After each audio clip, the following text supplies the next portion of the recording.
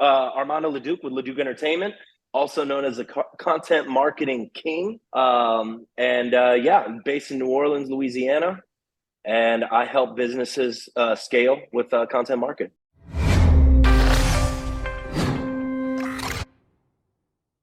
Hey, it's Kellen, and today on Diversified Game, you guys get your pens, papers, be ready to stop, pause, take information down, and see how you can get crowned with the content king out of New Orleans, Armando. And let me tell you something, Armando's in New Orleans. Right now he's in Florida, but when he's in New Orleans, in doing our research, I said, oh, he's connected to some of our people. And let me tell you, the great Shamika Gray said Armando is the first person to give me a job when I came back to New Orleans, and his wife, who's also an actress, are lovely people. So he's has a stamp. He's known as a nice, credible guy. So when you listen to this, it's not like those other podcasts where we just throw out anybody. He has been properly vetted and he's loved in New Orleans and beyond. So Armando, welcome to the show. How are you doing, my bro? Woo woo, dude, fantastic. I'm doing great. Today's a good day. Every day's a good day, right? Living in the game, not in the gap. So yeah, it's good. Uh, true. Amen to all of that. Let people know, because I think everybody now gets emails or they see Instagrams where people, and you have some nice commercials or whatever you want to call them. I'll date myself, infomercials, like the kids know what those are. But you have some great content, but you create content, you go shoot, a film. I saw something, $2,000. I'll come shoot everything you need me to shoot. And so people have proper content to put out. Tell people exactly everything that you do and, just why you do it and how you got started. I got started about 3 years ago. Well, 2012, I got started with my feature company called Sketchy Characters Productions. And I was doing, movies and sketch comedy and all of that. And then I rebranded in 2016 to Leduc Entertainment because I was like, how can we take the Hollywood concept of movie making and put it towards social media marketing? And so we started doing that. I created this sort of Hollywood hack process where we develop the content, create the topics, write the script, shoot it, edit, and then distribute just like they do in Hollywood. And about 3 years ago, I met with a high school friend of mine who wanted me to come and shoot content for his personal injury firm, turned consultant called 8-Figure Firm, where he's teaching other attorneys how to scale their businesses to 8 figures. And so I was like, all right, let's see what this is all about. And so we got into sort of the content marketing game on a volume of content basis. And man, I've seen several of my clients scale from 7 figures to 8 figures within a very short period of time. We've scaled our business from 69,000 a year to over $1 million in a 3-year period using our methods. So it's tried, true, it works, and so we've just going out there and helping as many people as we can get that freedom to do what they want to do, tell their stories on social media, and make money in the process. Love it. Now, a lot of entrepreneurs will hear, okay, you can shoot content here in Florida. It's the whole, pay us some money. We'll get you in front of the plane. We'll bring the Lamborghini and we'll make you, you can fake it till you make it. A lot of folks don't want to do that. It's overdone. But, if it works for you, to each his own. Cada loco con su tema. But I have a question. When people say, I don't even know like what I want to film, what I want to shoot. My life is either too private, too boring, or maybe too exciting. I don't want to get canceled. Do you handle the whole scope? Are you doing the vision board, for those folks who are sometimes stuck, but they know that they need content? Yeah. So part of, I come from an acting background. I've been an actor since '98. I've done Hollywood television and film projects, blockbuster movies. And so I got into the acting teaching years ago, and I started, teaching actors how to tell their stories and how to be better actors. So when we bring on a client we're coming from we're coming from a perspective where we're teaching them not only how to create content, but be their authentic self, right? And how to get over imposter syndrome, because everybody has that, right? Like, who am I to tell my story? Who am I to give people advice? Who am I to this? Who am I to that? Right? And so part of what we do is work on the brain mindset of recalibrating and making them feel okay about who they are, creating the confidence to tell their stories. And here's the beautiful thing about creating content. I can try and tell you to be more confident. I can give you all of the tools that you need to be more confident, but until you start doing it on a consistent basis, you're not going to get the confidence, right? And so part of the content creation process, the beautiful side effect is the confidence that you create by doing content on a monthly basis. It reinforces your messaging. It reinforces that you are who you say you are. It forces you to live up to what you're telling other people that they should be doing, right? Because you can't be authentic if you're not living your truth, right? And so that's all part of this content creation process. So no, we're not shooting people, and I would not advise shooting people in front of a Lamborghini if they don't have a Lamborghini, right? I wouldn't advise them to shoot, as if they're on a private plane if they don't have a private plane, right? That's not authentic. So, but you can be authentic, and that's where people are gonna find their tribe. That's where people are gonna find the people that are gonna follow them, and you just start building that audience, and you're gonna find the people that want to use you for your services and how you help. And that's the kind of content that I like to put out is, are you building value? Are you entertaining people? Are you making them think? Are you motivating them? Right? There's a lot of different ways we can make people feel. Right. And so that's what I'm trying to bring and infuse into other people's stories is how can I make people feel a certain way? Right. And we can make people feel a certain way in a variety of different ways. Right. Music, location, my vocal patterns, if I'm listening, right. And I'm bringing people in. And now all of a sudden paying attention. Right. Or I can be super animated. Right. It depends on what I'm trying to make them feel. And so all of that plays into it. So I like to use music on the shoots to like get them prepped and going, okay, if I'm a personal injury attorney, right, and I'm trying to create content, what is the feel, right? What am I trying to get them to feel and get them to do? A lot of people and business owners in particular, they're always like, oh, I'm focused on the sale, I'm focused on the call to action, and it's like, no. That is not what social media is all about. Sure, you can put your paid social ads out there, and you should. But if you're creating the content for depth, then let's get a little bit more, let's get a little bit deeper and talk about, what happens when you do get in an accident, right? Well, your whole life gets flipped upside down, right? Not only are you hurt, but mentally you're shaken, right? So can I provide some content based on the experience that I've had with other clients, right? On how to improve your mental health after a car accident, right? How to let your family know that you're okay, or not okay. How to ask for help, where to get help, right? Now I'm not just focusing on I'm gonna get you paid, right? I'm your personal injury attorney. You're also talking about, hey, look, I know this is one of the hardest points in your life. Let's talk about it. Let me give you some tools based on my experiences that can help you not just recover financially, but recover mentally and physically and holistically, right? And now you're changing the perception of the people, and you're setting yourself apart from every other personal injury attorney out there that's just talking about the same shit, right?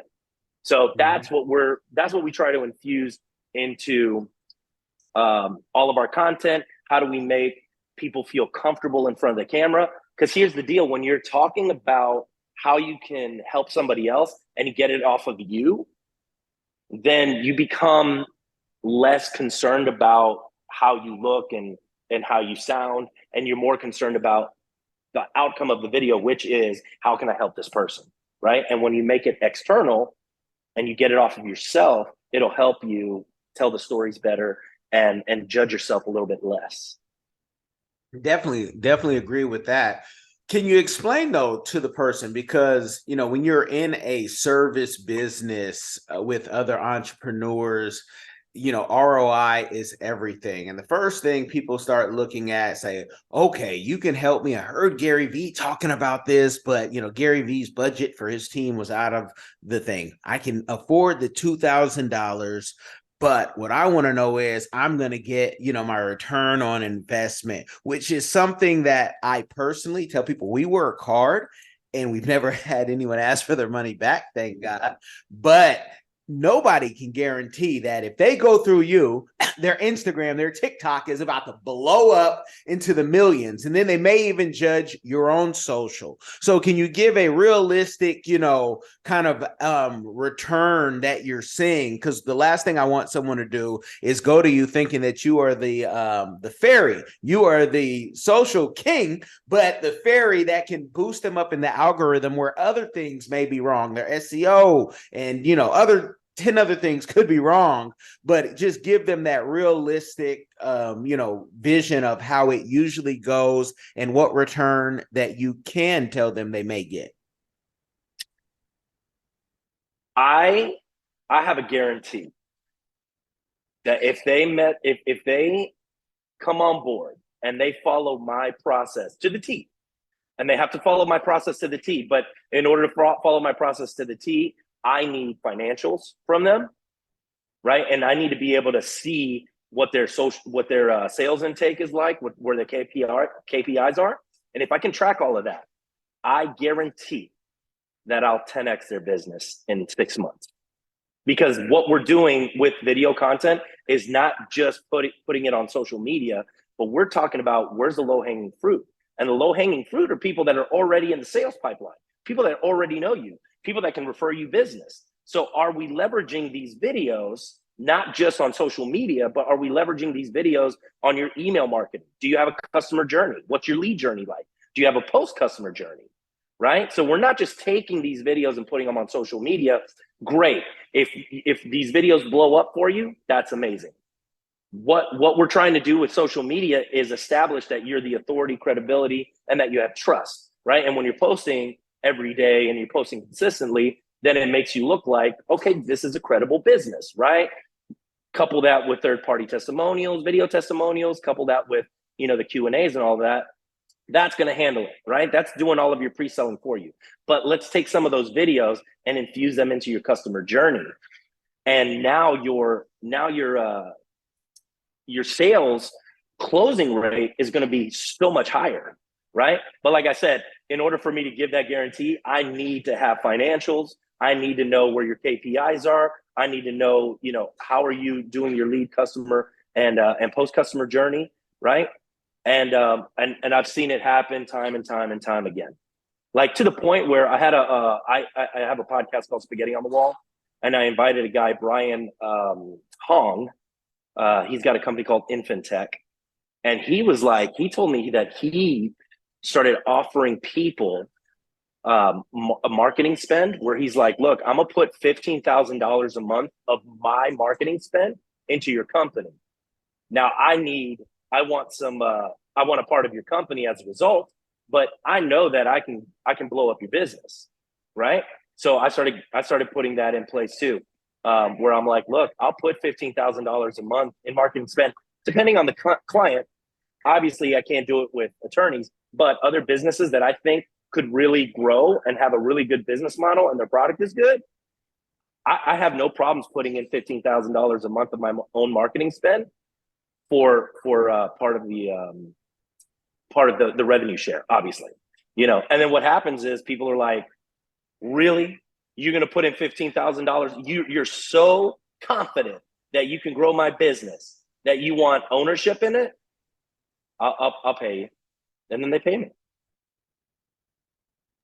I'm so glad that you clarified that because I didn't want you to be like Keefy D and do an interview, because I have a law firm that we manage, and there's so many rules that lawyers have to go through and things that you can and can't do, and when you talk about taking parts of businesses, that's what I tell the young folks, especially. Your client doesn't have the money, ask them will they give a piece of their business. So even when if they're done with you, they're never done, because now you might be a minority share owner, and this is where you can kind of tell people, I can live anywhere in the world, I can do what I want to do because I made some right investments in people. Susie Orman said people first, so invest in people.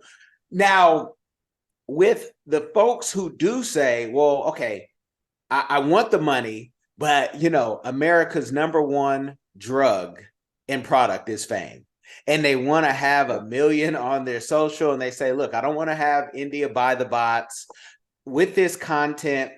Have you had anyone who have gone over 1 million, which to me is a crazy question, because you're not that person, but people want to know. So we're going to let you boast and talk about those wins for the person who does just want the clout because they want to look like the man or the woman on social media. When you're creating a volume of content, the law of averages states that something's going to hit, right? If I could predict what videos are going to hit, I'd be a trillionaire, right? But I can't do it.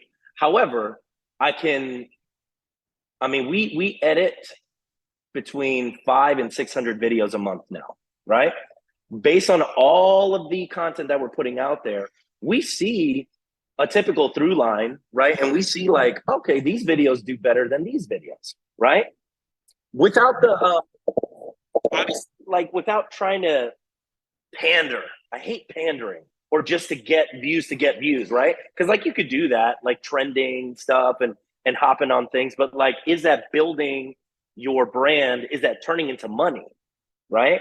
And it may, I don't necessarily know the answer to that question.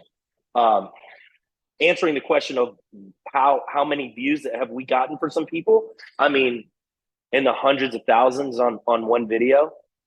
We have a client, Haunted History Tours, where it's so funny, man, because like on one platform you could blow up, and then on another platform you can get nothing, right? And yeah. I'm preaching to the preacher right now. That's okay. The church says amen, and we love it. We love having these conversations because people get a real clarity that they might, how people shop around, and that's okay to shop around. I do it for electricians and plumbers, but yeah, please keep going. Preach. Yeah. So yeah, I mean, there's a video that they got with like 350,000 views on Facebook Reels. But then on TikTok, it only hit like 1,000. And then I think on Instagram, that same video, maybe under 1,000 views, but when you're posting across all platforms, you never know what's going to hit. Right. And so we go, okay, then we try to dissect that video a little bit. What about this video hit? Was it the person? Was it the messaging? Was it the music? Was it the location? Was it how it was edited? Was it the cuts? And so we go, okay, there's a through line to here, or when did we post it? Did that have an effect? And so we try to recreate that every time we post. Some businesses are just going to have more views because they might have a better message. Maybe they're funnier. Maybe they're more attractive. Maybe they're, maybe it's more interesting, but you don't have to have 1 million followers to have $1 million, right? You just have to keep putting the content out, and you're gonna find your audience. In your audience, you are not just in production, and you have so many services. The links will be in the description, you guys, so you go to the beautiful website and see. But Armando is a singer and a dancer, award-winning, and I'm gonna put in there rapper, because I've seen you rap and flow and make a whole video.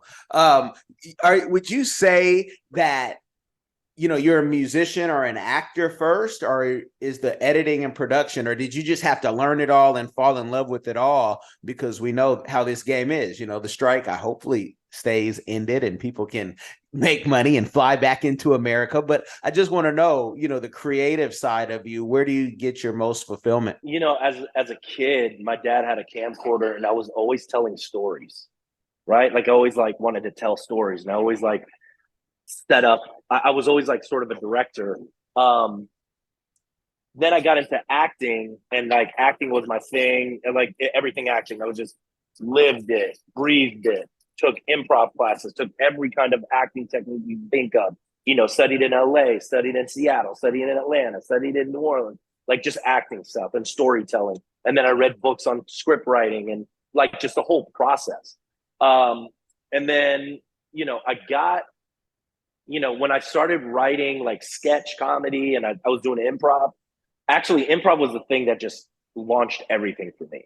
Like it just made sense, right? And so I started doing improv. That led me to start an improv group called Sketchy Characters, and then Sketchy Characters led me to start doing sketches, and then sketches led me to doing film and music was always a part of me too. When I graduated from high school, before I graduated from high school, I auditioned for Grease, got the lead role, started singing, sang in a barbershop quartet, went to college for vocal performance in opera, and then started doing musical theater a lot, joined a indie rock band back in the day. And then when I moved to New Orleans, because I moved to New Orleans because I'm in Fort Lauderdale, but I moved to New Orleans to pursue my acting career. And Bourbon Street was a really easy way to make money. And so I started off as an MC out there, and I MC'd for years. And that's when I, started writing rap music, and did some bounce tunes and wrote a movie called Bourbon Wiz, which is Wizard of Oz meets Bourbon Street. And so we took all of the music from Wizard of Oz and we like made it New Orleans style. So there's bounce and jazz and swing and salsa and the whole nine. And so and I started singing in a cover band on Bourbon, and just kept doing that. And then I started a Latin band, and so now I have a Latin band, and I also do cover band in English. And I mean, it's just it's all just kind of part of me. I don't necessarily try to compartmentalize. I went to this really cool visionary summit a couple of months ago, and I met this guy, Stephen Young, who's incredible. But he was talking about, he was like, the work-life balance model doesn't really exist, right? And compartmentalizing doesn't exist. You're either in harmony or you're not in harmony, right? And part of all of the aspects of your life, you want to think about it as an orchestra, right? So your family could be the woodwinds, your business could be the brass, your creative outlet could be the drums. You know what I mean? And so when everything is playing in harmony, now you're vibrating, right? Now we're in harmony with everything. So your business life is going to infuse into your family life. Your family life is going to infuse into your business life. Your health and your finances and your social aspects and all of that stuff, like that's all part of me, right? So I don't necessarily, I've learned now in the last 2 months that I don't need to separate it. I just need to make sure that everything's playing in harmony, right? And so if everything's in harmony and if everything's in the right key, then I'm living the best life, right? I'm living harmonically. I love it. And I get it. What they tell the kids when they think like that coming up, they say you have ADHD, you can't focus, you'll never be this and that. And we say, okay, later on in life, we get to use it as our superpower. So it's awesome. The dyslexia, all that, all the bad grades you get to when you focus on what you want to focus. So I totally get it. And hopefully that brings clarity for someone else. With the success that you've had, because, people only have good things to say about you, especially in New Orleans, where if they don't have good things to say about you, watch your back. What is a community give back that you are doing or that you would like to do in the future? So there's a company called Angel's Place, and they're sort of like Make-A-Wish. These kids have, some of them have terminal diseases, terminal illnesses, and Angel's Place sort of helps with everything that like isn't necessarily about the sickness. So support for the parents, like, you know, if they need a break from the hospital, they come in and volunteers will help stay with the kid, you know, to give the parents some respite. Maybe they're also, you know, doing school supplies or creating a Halloween trick or treat in the hospital. You know, so I met Mark Furman, who was a member of the BNI group that I was in, and what a saint! That guy's a saint in my eyes. Like, that guy's a saint. He's doing God's work, and I was like, what? I need to get involved somehow. And I was like, how can I get involved? And I was like, well, you know, I can tell stories. I can tell their story. And so we do, you know, their social media. We do their videos, and we're involved in helping bring some light to their organization so that they can keep growing and keep doing their good things. So that's our way of giving back. Okay, when he says Mark Furman, I don't think it's the one from 1994, y'all, that had to do with No. O.J. Simpson. You know, but everybody can repent, right? And you guys got to have grace because we all need it. Can you tell the people, though, when you were talking about the New Orleans Wiz, is there a place we can see that? Because it sounds like Hamilton, something I've watched via Disney, you know, 100 times plus. Let me tell you something. You can watch it. It's called Bourbon Wiz. It's on YouTube. Just look up Bourbon, W-H-I-Z Wiz. It is a ridiculous piece of content. It's a movie. It's full on. Basically, the story is Dorothy. She lives in Kansas, but she can't drink on Sundays because of dry county laws. So she gets real upset, and her friends end up doing some mushrooms, and she starts tripping, right? And then she ends up in a tornado, and she lands on a stripper and kills the stripper and gets a ruby red G-string. And the Wicked Witch of the West Bank, who's another stripper, is after her to get the ruby red G-string back. And there's a crackhead instead of a scarecrow, and a living statue instead of a tin man. And it's just wild. It's just wild, dude.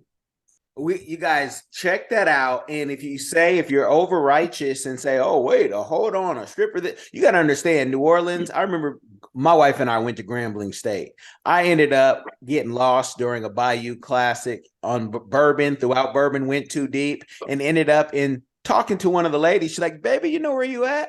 You're in a brothel. I said, I don't, but I'm gonna finish my drink. I can talk. Jesus went everywhere, and I'm trying to be Jesus-like, but I'm so flawed, y'all. But you just never know in New Orleans what you're gonna end up in, because there's so much to see. And if you go in this door, crazy. Go out another door, you're in somewhere else. So that's why y'all can't cancel me, because I tell on myself, and I'm not looking for your approval.